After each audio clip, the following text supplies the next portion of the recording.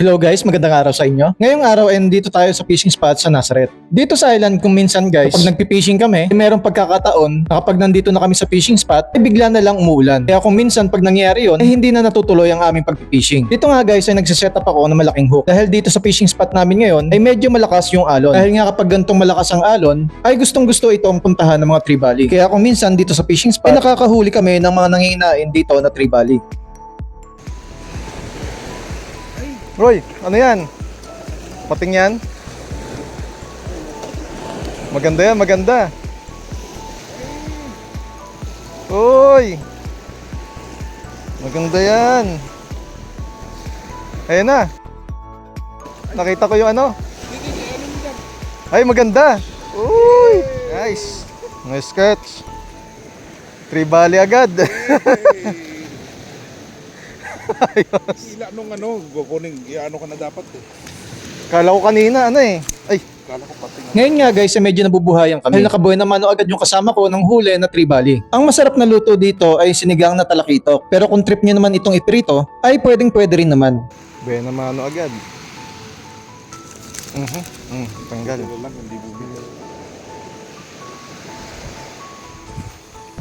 Ang plano nga namin guys ng kasama ko na si Boss Joji ay hanggang alas 9 lang ang aming pagpipishing. At kapag wala na masyadong kumakagat dito sa fishing spot at nagpaparamdam, ay lilipat naman kami ng ibang spot. Dito nga sa Nazareno ay marami kang pwedeng pagpilian na fishing spot. Uy, ayun oh. Ayun. Ayun. Meron.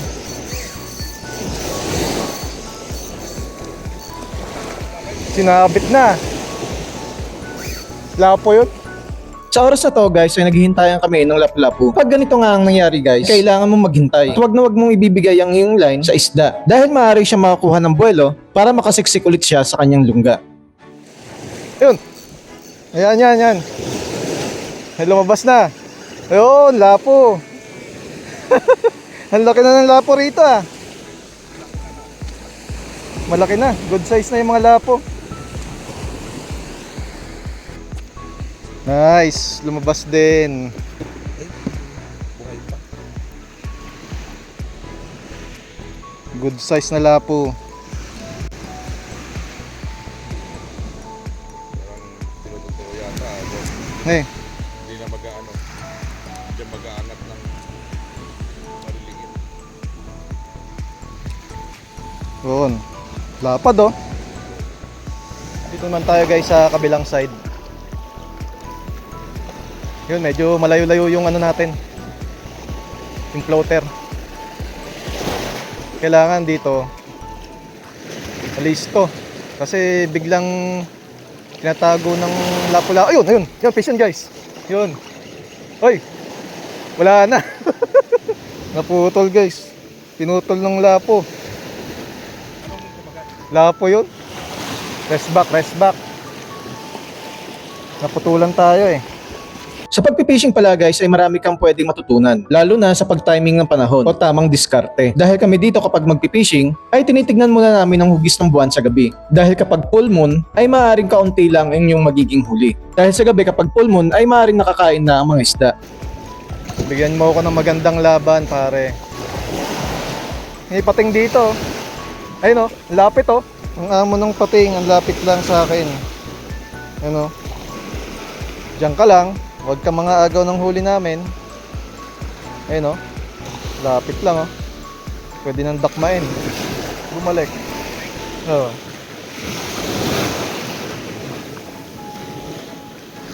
Ayun oh. Nakita na ako. Ayan, malakas. Pating.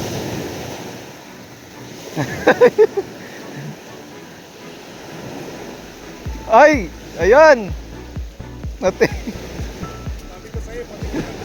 Pating nga yun. Eh, nakawala na.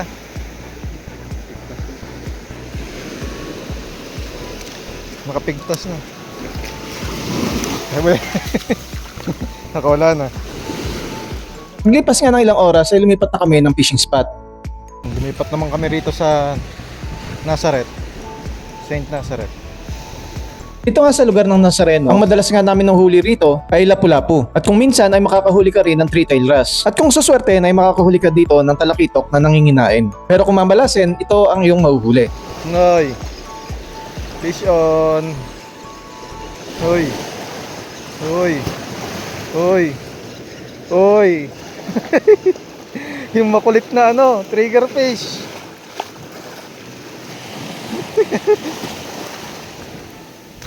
Ang makulit na trigger fish. Nakita na naman tayo. Ha. Paano ba yan? Trigger fish. Pero syempre, nagpahuli ka, pakakawalan ka pa rin namin.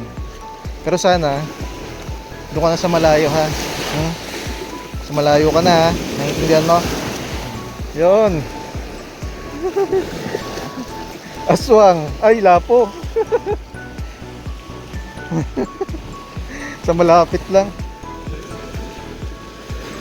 Hoy. Asan na? Ay, pating nga. Sinusundan ka ng pating hanggang dito, ah. Ayun, oh. Pating.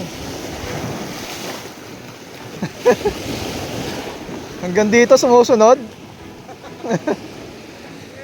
Pangalawang pating.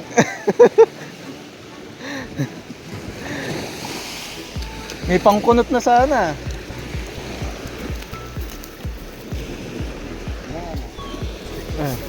Ay, pigtas na ulit.